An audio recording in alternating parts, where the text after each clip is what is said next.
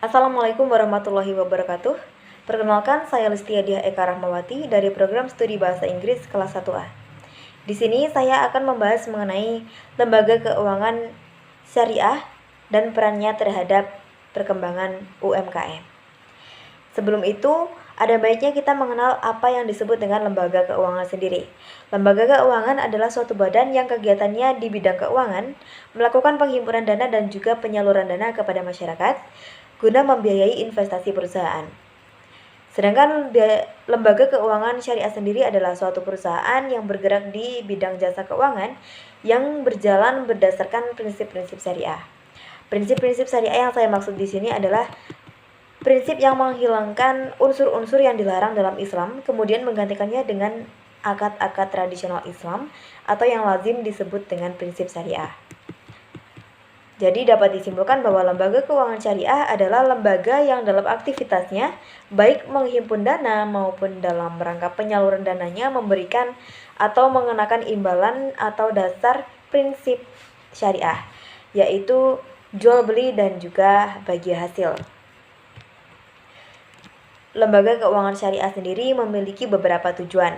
Yang pertama, sehat berdasarkan efisiensi dan keadilan, serta mampu meningkatkan partisipasi masyarakat, sehingga menggalakkan usaha-usaha ekonomi rakyat, antara lain memperluas jaringan lembaga keuangan syariah ke daerah-daerah terpencil.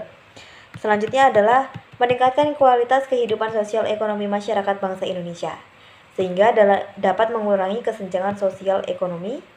Dengan demikian akan melestarikan pembangunan nasional, yang antara lain melalui meningkatkan kualitas dan kuantitas usaha, meningkatkan kesempatan bekerja, meningkatkan penghasilan masyarakat juga. Dan selanjutnya adalah meningkatkan partisipasi masyarakat banyak dalam proses pembangunan, terutama dalam bidang ekonomi keuangan yang selama ini diketahui masih banyak masyarakat yang enggan berhubungan dengan bank atau lembaga keuangan. Selanjutnya adalah prinsip-prinsip dari lembaga keuangan syariah sendiri. Prinsip-prinsip ini didapat dari dasar hukum dari lembaga keuangan syariah menurut agama Islam, yaitu Al-Quran surat Al-Baqarah ayat 275, di mana yang pertama prinsipnya adalah anti riba, yaitu penambahan pendapatan secara tidak sah atau batil, antara lain dalam transaksi pertukaran barang sejenis yang tidak sama kualitas, kuantitas, dan juga waktu penyerahan, atau dalam transaksi pinjam-meminjam yang mensyaratkan nasabah penerima fasilitas mengembalikan dana yang diterima melebihi pokok pinjaman karena berjalannya waktu. Selanjutnya maisir, yaitu transaksi yang digantungkan kepada suatu keadaan yang tidak pasti dan bersifat untung-untungan. Selanjutnya adalah goror, yaitu transaksi yang objeknya tidak jelas, tidak dimiliki, tidak diketahui keberadaannya, atau tidak diserahkan pada saat transaksi dilakukan, kecuali diatur lain dalam syariah. Dan yang terakhir adalah haram, yaitu transaksi yang objeknya dilarang dalam syariah, seperti contohnya narkoba dan lain-lain. Lembaga keuangan syariah sendiri dibagi menjadi dua jenis, yaitu lembaga keuangan non-bank dan juga lembaga keuangan bank. Lembaga keuangan bank adalah badan usaha yang melakukan kegiatan di bidang keuangan dengan menghimpun dana dari masyarakat dalam bentuk simpanan dan menyalurkan kembali kepada masyarakat dalam bentuk kredit ataupun pembiayaan. Lembaga keuangan bank diatur dalam Undang-Undang Nomor 7 Tahun 1992 tentang Perbankan (Jakko), Undang-Undang Nomor 10 Tahun 1998 tentang perubahan atas Undang-Undang Nomor 7 Tahun 1992 tentang perbankan, dan Undang-Undang Nomor 3 Tahun 2004 tentang Bank Indonesia. Dan untuk perbankan syariah diatur dalam Undang-Undang Nomor 21 Tahun 2008. Selanjutnya adalah adapun lembaga keuangan non-bank atau non-bank financial institution adalah badan usaha yang melakukan kegiatan di bidang keuangan yang secara langsung atau tidak langsung menghimpun dana dengan jalan mengeluarkan surat berharga dan menyalurkannya kepada masyarakat guna membiayai investasi perusahaan. Selanjutnya adalah fungsi dan peran dari lembaga keuangan syariah sendiri yang sudah terperinci menjadi 4 hal, yaitu yang pertama pengalihan aset atau asset transmutation adalah bank dan lembaga keuangan non-bank akan memberikan pinjaman kepada pihak yang membutuhkan dana dalam jangka waktu tertentu yang telah disepakati berdasarkan prinsip-prinsip syariah. Kedua adalah transaksi atau transaction, yaitu bank dan lembaga keuangan non-bank memberikan berbagai kemudahan kepada pelaku ekonomi untuk melakukan transaksi barang dan jasa. Ketiga, likuiditas atau liquidity.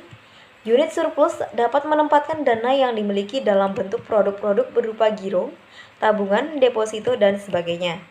Keempat adalah efisiensi.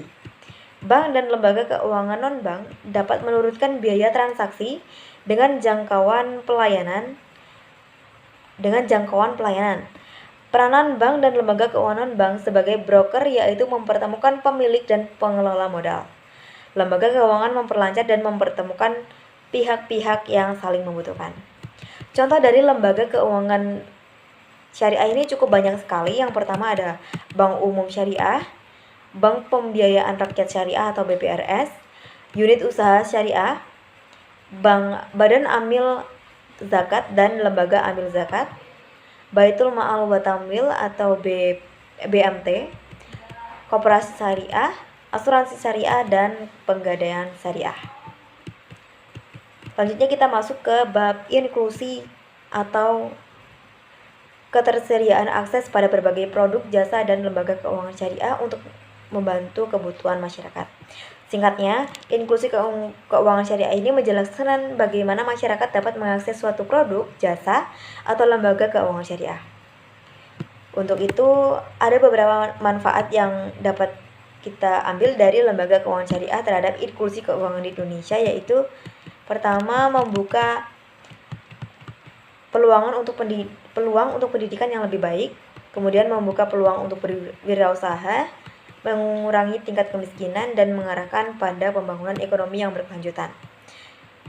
Namun yang didapat dari data Otoritas Jasa Keuangan atau OJK, inklusi keuangan syariah saja di Indonesia hanya mampu menembus angka 6,5% di awal tahun 2021, di mana Indonesia sendiri sebagai negara mayoritas muslim terbesar di dunia. Namun kesadaran akan keuangan syariahnya masih rendah, terutama melek literasi keuangan, terlebih yang syariah. Sebenarnya ada beberapa keuntungan jika inklusi keuangan syariah benar-benar diserap oleh masyarakat Indonesia dengan angka atau indeks yang tinggi. Maka dari itu masih terdapat tantangan tersendiri bagi keuangan syariah dalam meningkatkan inklusi dan literasi keuangan di kalangan masyarakat. Jadi kesimpulannya adalah lembaga keuangan syariah cukup membantu UMKM di Indonesia untuk mensejahterakan masyarakat di Indonesia ini. Sekian yang dapat saya sampaikan. Atas kurang lebihnya saya mohon maaf yang sebesar-besarnya. Akhir kata, wassalamualaikum warahmatullahi wabarakatuh.